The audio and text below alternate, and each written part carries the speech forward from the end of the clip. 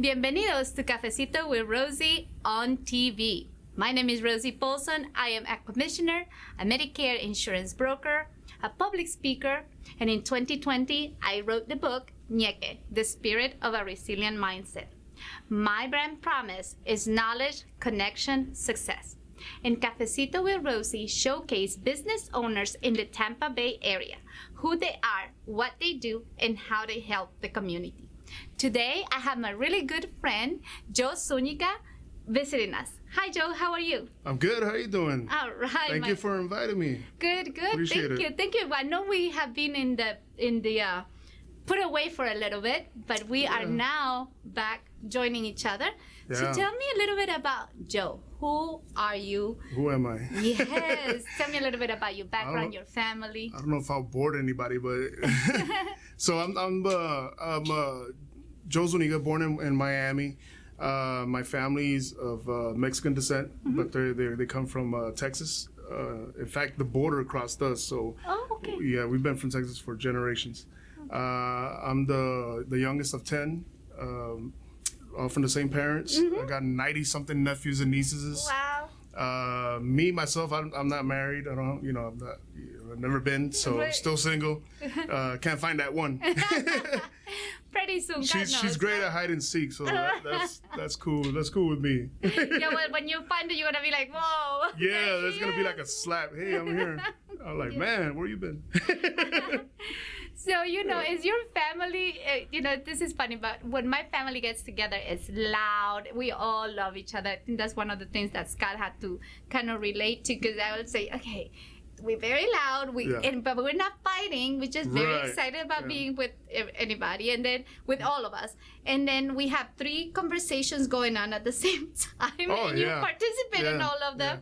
I think that's a Latino thing. Our house is the same way. When everybody gets together and it's freaking noisy, there's music super loud. The music's super loud, and everybody's having different conversations, stuff like that. And it's just, for friends, when I bring in friends that aren't, Latinos, then they're like, wow, you guys are like a whole festival going on here.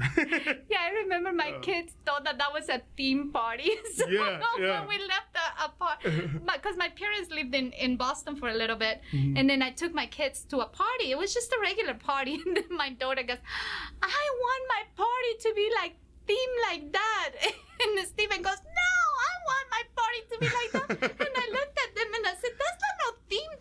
That's when your family get together. Yeah, that's a normal thing, right? Yeah, that's a normal thing. So yes, and food. I was gonna say that. I was just gonna say the food. I mean, there's food everywhere. Yes. And it's crazy because they cook so much food.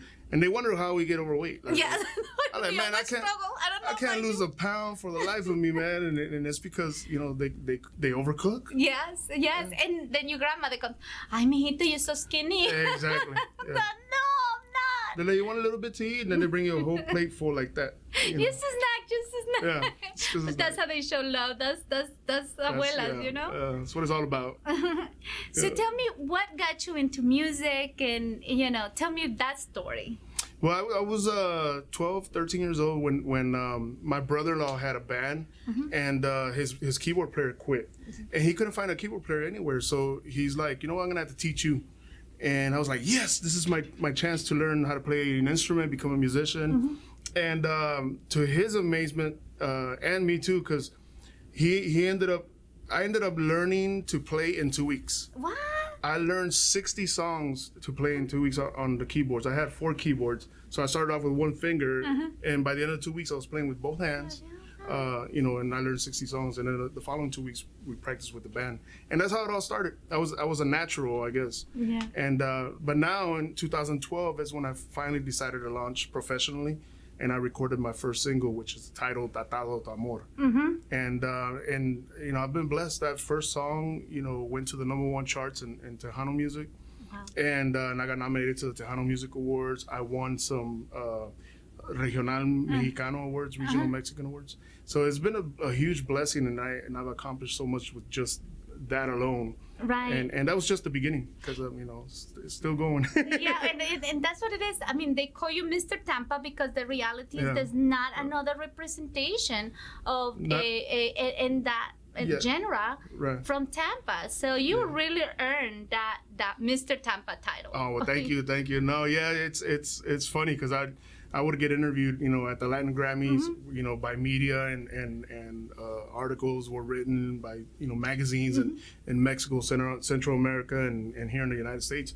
And they started calling me Mr. Tampa because you're like, hey, Mr. Tampa. I was like, Mr. Tampa. I was like, whatever works, let's get it done. It's publicity. Right. And it's because of that, because they've never met another regional Mexican artist or Tejano or hardly any other artists from Tampa. Yes. So, yeah. And it's great because I actually do a lot of work with Visit Tampa Bay as well to help promote Tampa throughout the world.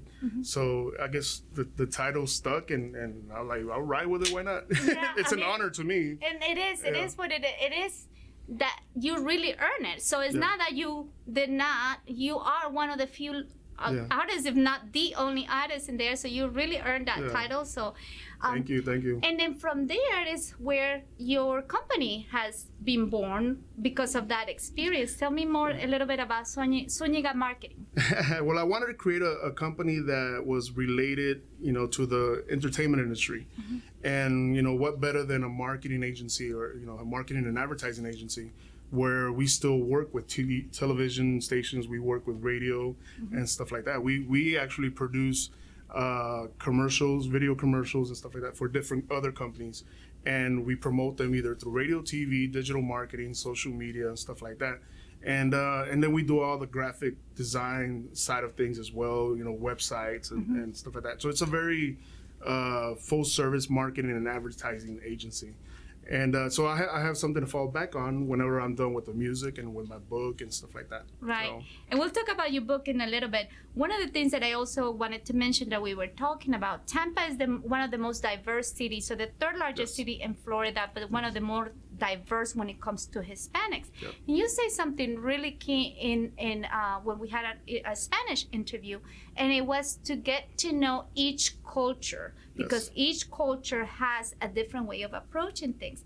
And that's what you bring from your marketing perspective. So tell me a little bit more about that, perhaps for somebody that is a traditional company that wants to reach the Hispanic market, and perhaps you just think that because you just speak Spanish and bring food, it's how you're going to get customers. Yeah. What would you have to say to somebody like that? And it's a trip because I've had conversations with some major companies that they're like, oh, we already target the Latino community. We advertise on they name one station. And I was like, and what else do you do? Like, oh, well, we invest a lot of money in that. So we're good on the Latino side. I'm like, no, you're not getting it. Right. I was like, we're different. We're all Latinos. We all speak. We share a common language, which is Spanish.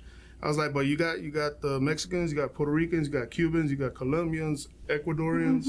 I was like, and we all eat different foods. We listen to different musics.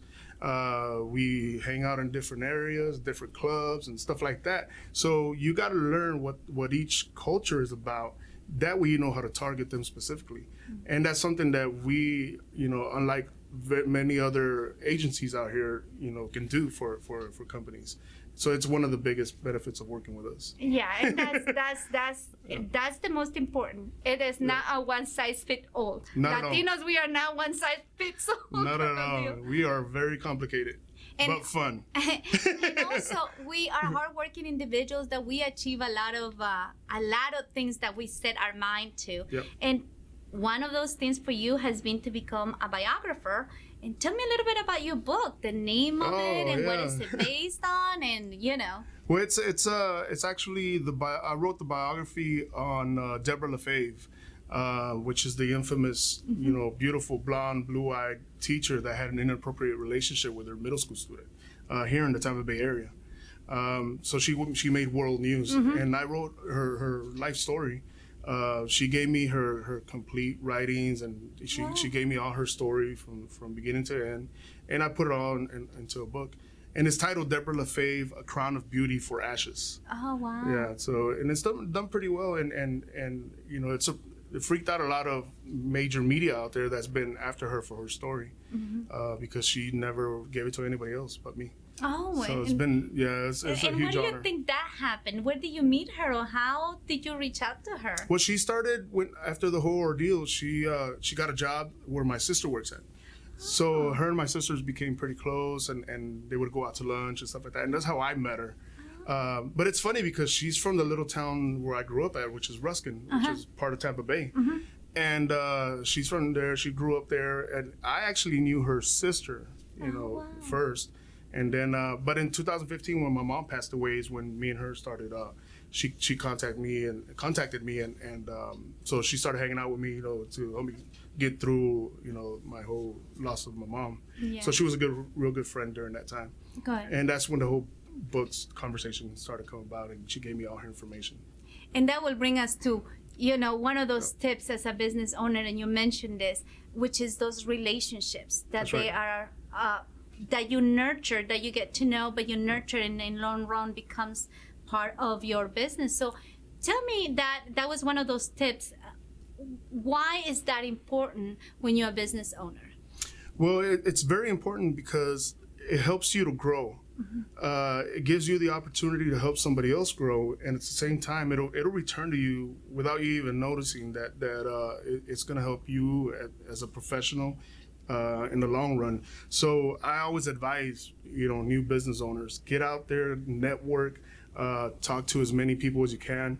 You could be at the airport waiting for a flight, and don't be a stranger to the people around you. Talk. People these days are want to keep to themselves. They don't want to seem like they're weird. Or I'm like, man, just talk, and because you never know who you're gonna meet, and you don't know what the person next to you can do for you or your company. Right. And it's amazing how many people I've met out of the blue like that. That till this day we're still friends, and we've done work together. Yeah, and I think one of the things about Tampa is, I always tell it, is a big city feel with a small town charm. It is really about who you know in Tampa and who opens the door for you. That's right. So if and now we're the city of champions. Yes. Well, we have all those things now, right? Yeah. That was one of those, This year, come to Tampa, we got everything this year. Which is funny because there's a video on me all over Spectrum right now that promoting Tampa Bay. So, and it's like come visit the city of champions. Thank you so much for visiting, Joe. This is your home. Come back anytime. Thank you. I appreciate the invitation. I definitely will. And to my friends and followers, and especially those business owners that they are looking to connect to people. Listen, the most important thing is when you give without expecting anything in return. Tampa is a city that is about what you give back. And what you give back, it makes an impact for the positive. And that's how you're gonna get in the door here. So stay pure, stay positive, and then stay inspired.